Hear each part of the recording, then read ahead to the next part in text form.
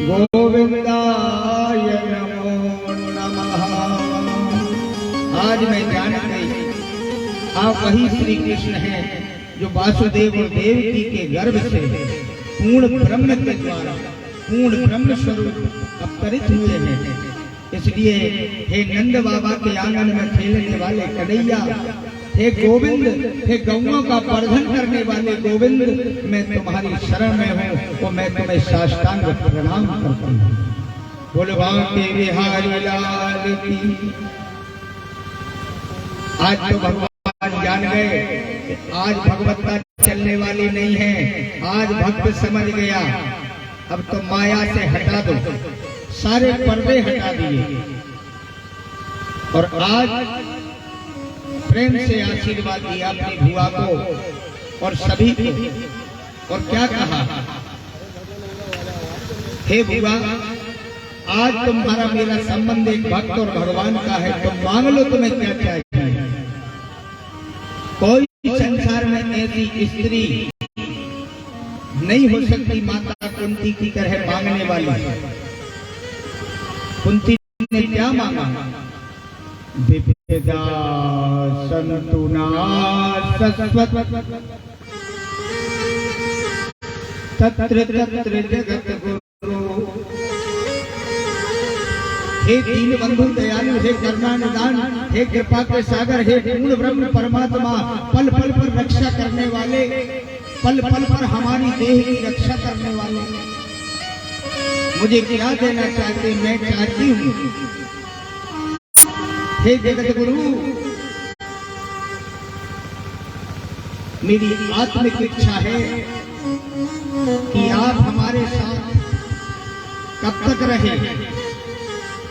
युद्ध भर आपने हमारी रक्षा की, 14 वर्ष वनवास में रक्षा की। आज जब हम युद्ध जीत चुके हैं और आज हमारा पुत्र राजा बनने वाला है, इसका मतलब सुख हमारे पास आ रहा है। दुख हमारा टल गया, लेकिन दुख में आप साथ थे और सुख में आप द्वारका जा रहे हैं। इसलिए ऐसे सुख का मैं त्याग करती हूँ, तो मैं वरदान में मांगती हूँ कि देना चाहते हो तो मुझे जीवन भर विपत्ति दे दो, संकट दे दो, कष्ट दे दो, मेरे शरीर में रोग दे दो। सारी विपत्तियां संसार की जितनी हैं उतनी मुझे दे दो। क्यों?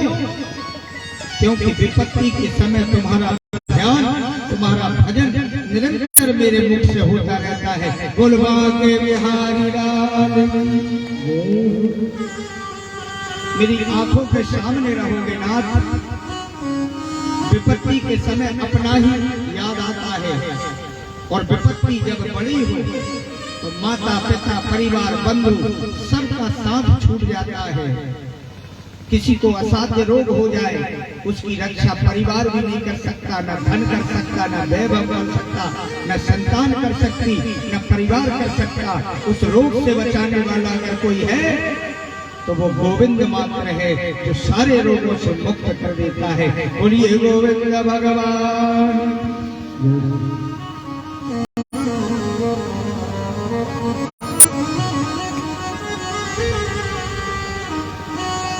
भगवान आते हैं पुनः वापस आकर के हस्तिनापुर में युधिष्ठिर को राज्याभिषेक करा करके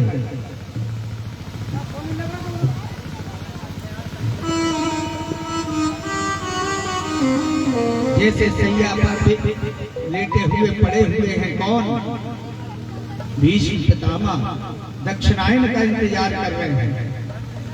आज युधिष्ठिर को बड़ा दुख हो रहा है, भले ही राज्य सिंहासन पर बैठा है, लेकिन दुख किस बात का है। अरे आज राजा बना हूं लेकिन प्रजा कहां, प्रजा तो सब मर चुकी, अपने ही ना रहे।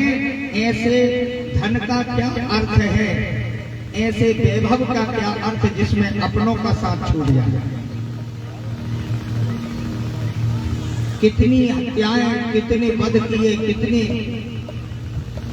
महाभारत के युद्ध में कितने अपने साथ छूट गए, गुरु का साथ छूट गया, मित्र का, भाई का, दुर्योधन जैसा भ्राता, भले कैसा भी हो लेकिन था तो भ्राता। मान मानो भगवान समझ रहे हो कि जो ज्ञान मैंने पार्थ को दिया था वो ज्ञान युधिष्ठिर को भी देना था। आज युधिष्ठिर अपने परिवार की ममता में उलझा हुआ है।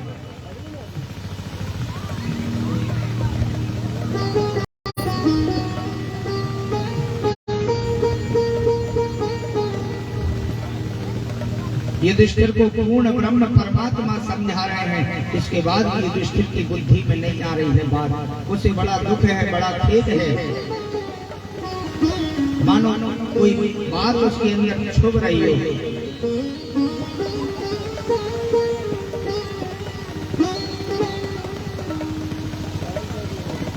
तो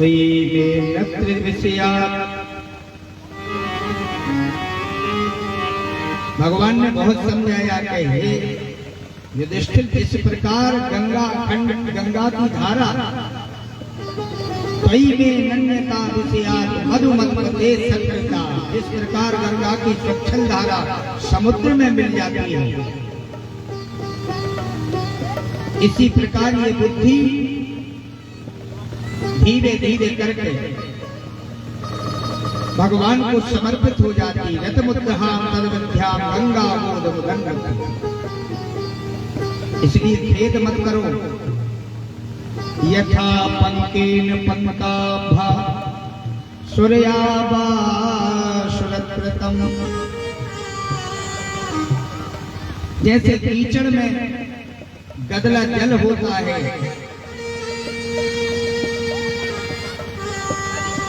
कीचड़ के मटमेले जल से हाथों को साफ किया नहीं जा सकता, ऐसे ही मदिरा से और मदिरा के हाथ को धोकर के स्वच्छ नहीं किया जा सकता। प्रभु, इसलिए मुझे लगता है कि मैंने अपराध किया है, इतने भाइयों को इस सिंहासन के लिए मरवा दिया।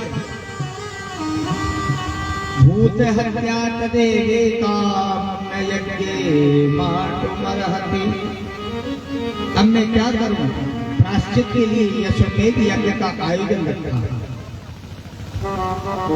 अनेक अश्वमेध यज्ञ किए हैं युधिष्ठिर ने।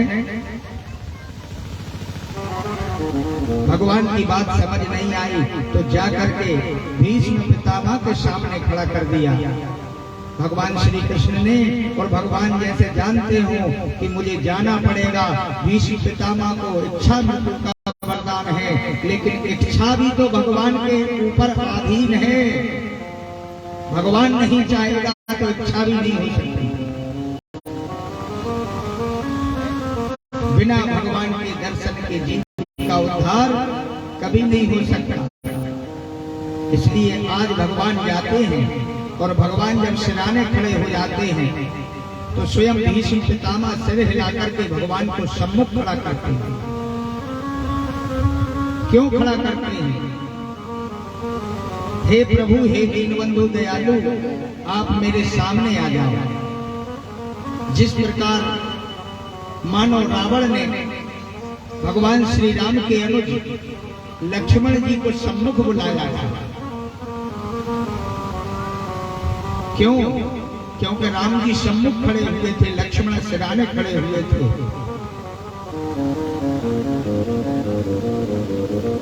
इसका रहस्य जानते हैं आप?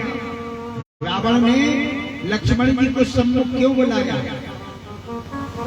क्योंकि राम पूर्ण ब्रह्म परमात्मा है, वो ज्ञान का स्वरूप है। और लक्ष्मण तद वैराग्याया, लक्ष्मण जी वैराग्य स्वरूपा है। तो भक्ति महारानी को तो रावण प्राप्त कर चुका था, ज्ञान से परिपूर्ण पूर्ण ब्रह्म ने कर दिया था, लेकिन वैरागी नहीं हो पाया जीवन में। वैरागी अगर हो जाता तो कभी भगवान से द्रोह नहीं कर सकता था, लेकिन इसीलिए लक्ष्मण जी को सम्मुख खड़ा करके उसने वैराग्य को भी प्राप्त कर लिया। मरणासन्न अवस्था में जिनका दर्शन हो जाए वही गति प्राप्त होती है। अगर पूर्ण ब्रह्म का स्मरण करके जाओगे तो वैकुंठ जाओगे, देवताओं का स्मरण करके जाओगे तो देवलोक जाओगे। मनुस्मृति मना के अनुसार मानवीय स्मरण करके जाओगे तो मानव बनोगे। किसी जीव का, पतंगे का, किसी जीव जंतु का स्मरण करके जाओगे तो उसी समय जीव जंतु बन जाओगे।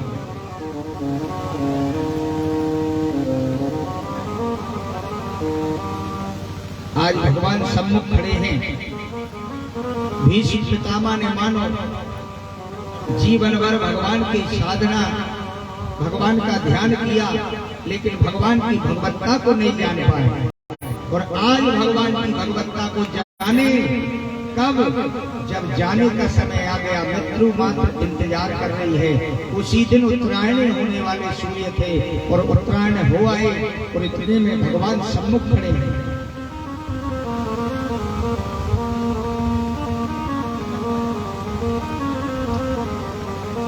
जिस समय भगवान का भान हो जाए वही सवेरा समझो और वही जन्म समझो।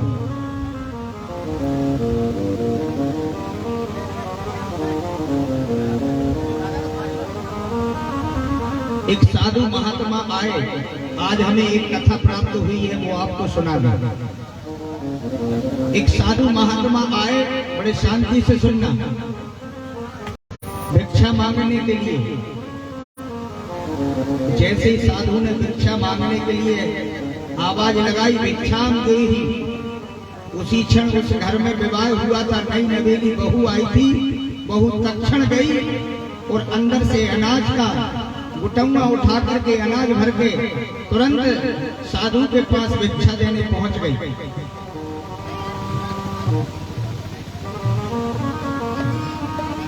और उसने उस साधु से कहा कि साधु तुम्हें बड़ी जल्दी है। तो साधु ने कहा कि समय नहीं है मेरे पास, वक्त नहीं है, इसीलिए तो जल्दी है। तो कहा कितनी आयु है तुम्हारी?